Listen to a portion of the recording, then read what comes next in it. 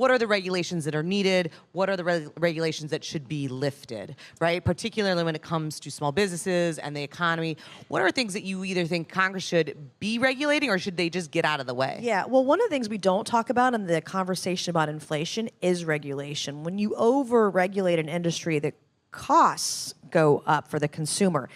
And, you know, in the state of South Carolina, just as an example, you have to be licensed to hang wallpaper. Okay, what?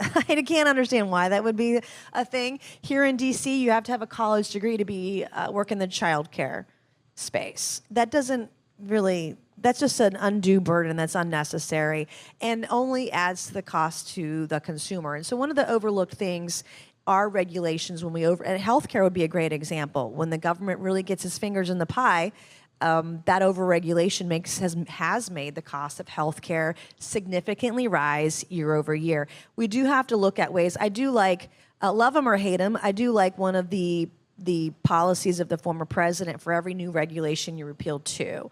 And looking at ways to make the cost of things simpler. I know, like during COVID, another example would be that you couldn't close on your home if it didn't have a certain grade, like metal on the water meter or something like that. And of course, you couldn't get that grade of metal or plastic on the water meter because we had supply chain issues. And so we saw a bottleneck in the real estate market. But, you know, oftentimes the government is the last one to really see how to make things more efficient. It's much better done in industry and business because the bottom line, they have to make their bottom line and have to have a good profit and loss statement, a good budget. But the government, no one ever holds them accountable. So they do these onerous regulations.